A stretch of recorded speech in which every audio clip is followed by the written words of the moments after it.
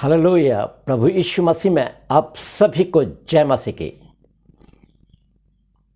मैं विश्वास करता हूं कि आज जो वचन हम सुनने जा रहे हैं वो हम में से प्रत्येक की आत्मिक उन्नति के लिए एक बहुत ही अधिक लाभदायक सिद्ध होगा, और न केवल बड़ों के लिए परंतु विशेष तौर से जवानों और बच्चों के लिए ये वचन बहुत ही लाभदायक होने वाला है। इसलिए इसको बहुत ही प्रार्थना के साथ सुनिए। मैं पूरा विश्वास करता हूँ यह हर जवान और बच्चों को और बड़ों के बदलने की सामर्थ्य रखता है, क्योंकि परमेश्वर का वचन ऐसा ही है। वो हर एक को बदल देता है, चाहे हम कैसे भी व्यक्ति क्यों न हो, परंतु यदि हम वचन के आगे अपने आप को समर्पित कर देंगे, वो वचन हमारे चरित्र को बदलने की पूरी पूरी सामर्थ्य रखता है। यदि नीति वचन 22 अध्याय और उसकी 6 आयत के अंदर यदि आप पढ़ोगे तो वहाँ इस प्रकार लिखा है, लड़के को उसी मार्ग की शिक्षा दे जिसमें उसको चलना चाहिए, तब वो बुढ़ापे में भी उससे पीछे नहीं हटेगा। ये परमेश्वर का वचन है। हमें अपने बच्चों को बचपन से ही परमेश्वर के मार्ग पर चलने की शिक्षा हम माता पिताओं को देने की आवश्यकता है। कभी कभी हम सोचते हैं हमारे बच्चों को हमने पूरी शिक्षा दी, उसके बावजूद भी वो परमेश्वर के मार्ग से हटकर गलत मार्ग पर चले गए। परंतु मैं आपको ये बताना चाहता हूँ, परमेश्वर का वचन जीवित है, और यदि आपने अपने बच्चों को उसी वचन के अनुसार चलने की शिक्षा दी है, तो वो वचन जो आपने उनको याद कराया है और वो वचन जो शिक्षा के अंतर्गत आपने उनके कानों में डाला है, वो उनको उस समय पूरी तरह से बदल देगा जब परमेश्वर सहायता करेगा, मदद करेगा, और वचन ही उनके कानों पर पड़ेगा। वचन कभी मरता नहीं। वचन यदि आपने अपने बच्चों को सिखाया है और याद कराया है, तो आप यकीन मानिए वचन जीवित है। जिस प्रकार मेरा और आपका परमेश्वर जीवित है, वैसे ही वचन भी जीवित है, और वचन कभी टलता नहीं। और यहाँ पर परमेश्वर का वचन कहता है, लड़के को उसी मार्ग की शिक्षा दे जिसमें उसको चलना चाहिए, और तब वो बुढ़ापे में भी उससे पीछे ना हटेगा। बहुत बार कमियां हम माता पिताओं के अंदर रहती है कि हम बच्चों को वो शिक्षाएं नहीं दे पाते, और यही कारण है कि बच्चे भटक जाते हैं, परमेश्वर से दूर हो जाते हैं। भटकने का मतलब ही परमेश्वर से दूर जीवन व्यतीत करना, चाहे उसके पास कितनी भी धन संपत्ति क्यों ना हो, परंतु यदि वो परमेश्वर से दूर है तो एक भटके हुए व्यक्ति के समान है, एक भटके हुए राहगीर के समान है, जो अपना रास्ता भटक चुका है और नहीं जानता कि वो किधर जा रहा है।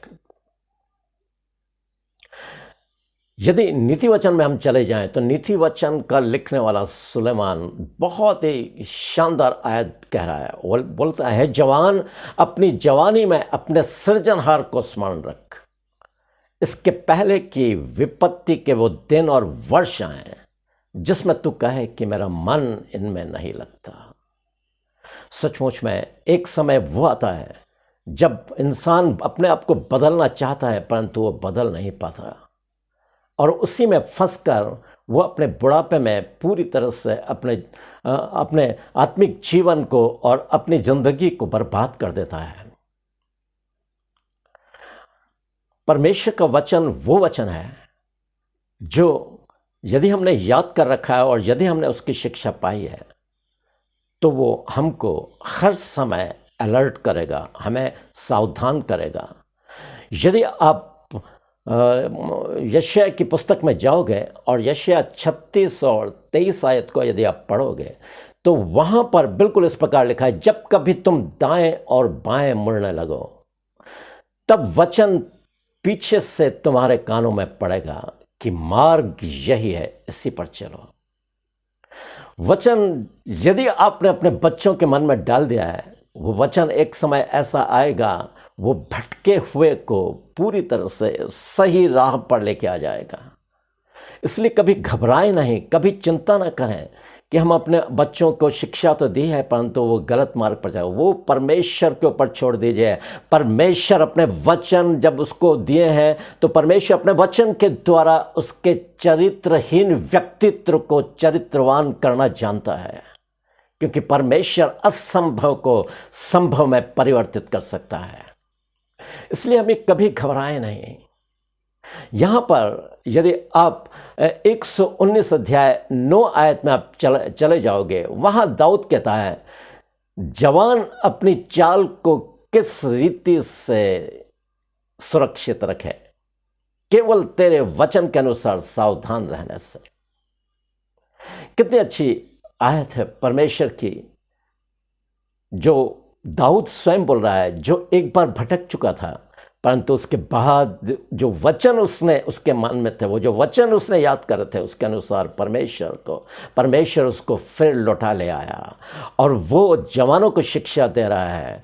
119:9 के अंदर वो कहता है, जवान अपनी चाल को किस उपाय से शुद्ध रखे, केवल तेरे वचन के अनुसार सावधान रहने से। केवल एक ही है जो आपकी चाल चलन को सुधार कर बिल्कुल एक चरित्रवान व्यक्ति आपको बना सकता है, और वो है परमेश्वर का जीवित और सामर्थ्य वचन जो बाइबल के अंदर पाया जाता है।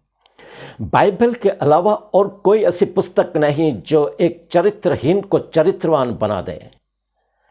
केवल परमेश्वर का जीवित वचन वो ही एक चरित्रहीन व्यक्ति को सुधार कर एक चरित्रवान व्यक्ति बनाने की सामर्थ्य रखता है। इसलिए हमें परमेश्वर के वचन को महत्व देना है। दाऊद कहता है, मैंने तेरे वचन को अपने हृदय में रख छोड़ा है कि तेरे विरुद्ध पाप न करूं। परमेश्वर का वचन सचमुच में वो सामर्थ्य है, वो ताकत है। यदि उसके वचन हमने अपने हृदय में रख लिए हैं तो हमको वो पाप से बचा लेगा। वो समय समय पर हमको सावधान करेगा, हमको अलर्ट करेगा, ताकि हम दाएं और बाएं न मुड़ें, परंतु उस वचन के अनुसार हम एक सीधी चाल, एक परमेश्वर के मार्ग में चलने वाली चाल को चलें। इसलिए दाऊद कहता है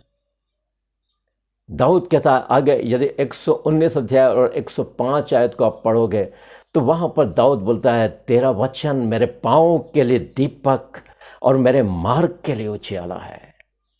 परमेश्वर का वचन वो वचन है जो अंधियारे में हमको रोशनी दिखाता है, ताकि हम ठोकर खाने से बच जाएं।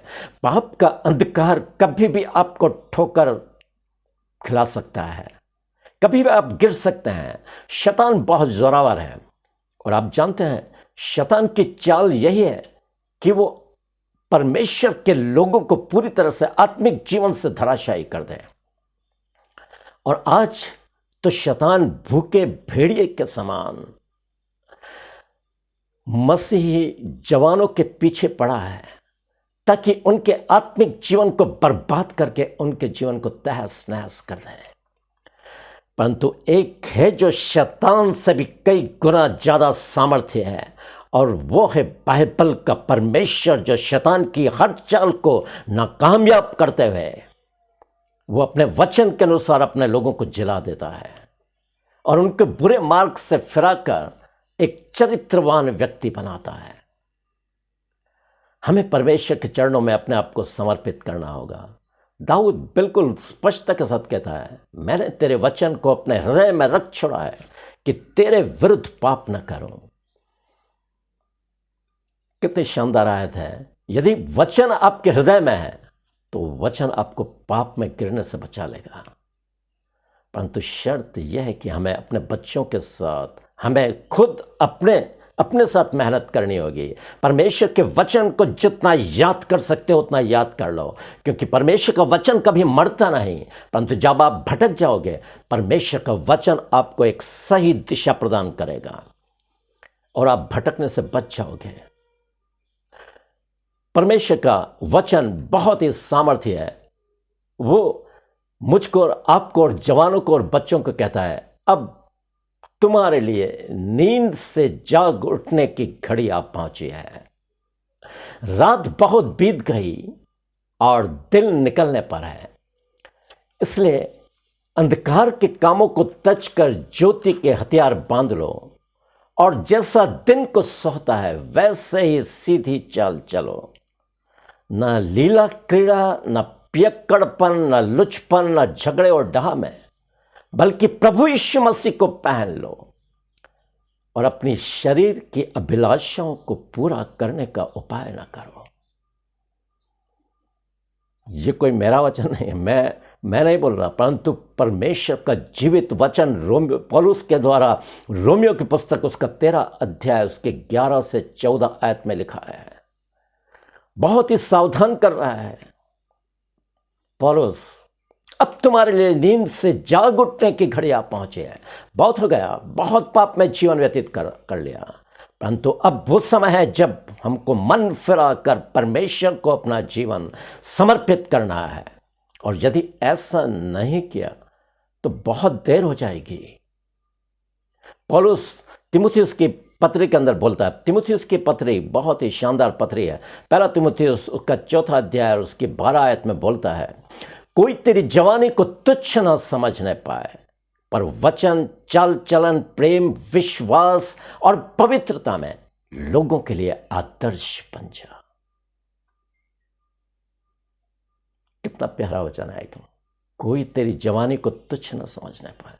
जवानी के समय वो समय होता है जब शैतान अपनी ग्रिप में जवानों को लेना चाहता है, परंतु वचन ही एकमात्र वो सामर्थ है, वचन ही एकमात्र वो ताकत है जो शैतान की ताकतों को धराशायी करते हुए हमको पूर्ण आजादी प्रदान करती है शैतान की ग्रिप से। इसलिए पौलुस कहता है, कोई तेरी जवानी को तुच्छ न समझने पाए, पर वचन, चाल चलन, प्रेम, विश्वास और पवित्रता में लोगों के लिए आदर्श बन जा। आज मसीह जवानों का चरित्र लोगों के लिए एक आदर्श होना चाहिए, परंतु अफसोस कि अधिकांश मसीह जवान आज बुरी बुरी आदतों में फंसे हुए हैं। शैतान ने उनको शराब और नशे की ऐसी लत लगा रखी है जिससे वो चाहकर भी बाहर निकल नहीं पा रहे, क्योंकि वचन उनके अंदर नहीं है। शैतान ने ईर्ष्या, द्वेष, जलन और हत्या और लूटपाट और तमाम तरह की आतंकवादी आदतों में जवानों को इस कदर फंसा रखा है कि आज अधिकांश जवान आतंकवादी, हत्यारे, ईर्ष्या और द्वेष रखने वाले हो चुके हैं। हमें वचन से अपने आप को सावधान करके परमेश्वर की इच्छा के अनुरूप हमें अपने आप को सौंपना है। तब मेरा और आपका परमेश्वर वो सामर्थी परमेश्वर है जो हमारे जीवन को बदलने की ताकत और सामर्थ्य रखता है। और यदि हमने ऐसा नहीं किया, यदि आज भी हमने परमेश्वर के वचन को वो स्थान नहीं दिया जो परमेश्वर चाहता है कि हम उसके वचन को स्थान दें। परमेश्वर स्वयं बोलता है, मैंने अपने बड़े नाम से अधिक अपने वचन को महत्व दिया है। अब जानते हैं, परमेश्वर खुद बोल रहा है, मैंने अपने बड़े नाम से अधिक परमेश्वर के वचन को, अपने वचन को महत्व दिया है। वचन कौन है? स्वयं प्रभु यीशु मसीह। जितना वचन को हम लेंगे, प्रभु यीशु मसीह हमारे जीवन में आएगा और वो हमारा मार्गदर्शन करना शुरू करेगा। वचन को याद करना, वचन के अनुसार चलने वाला हमारा परिश्रम कभी व्यर्थ नहीं जा सकता, क्योंकि वचन जीवित है।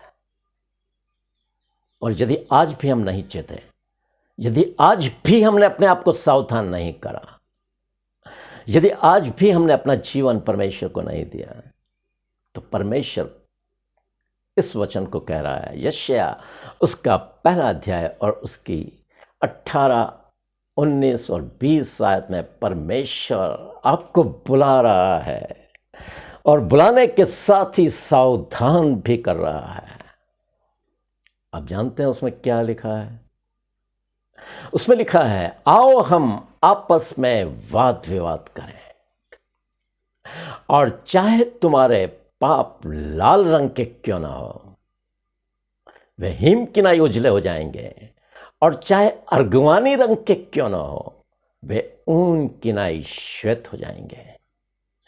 यदि तुम मेरा वचन सुनकर उसे मानो तो इस देश के उत्तम उत्तम पदार्थ खाने पाओगे, और यदि ना मानो और बलवा करो तो तलवार से मार डाले जाओगे। ये यहोवा परमेश्वर का जीवित और सामर्थी वचन है।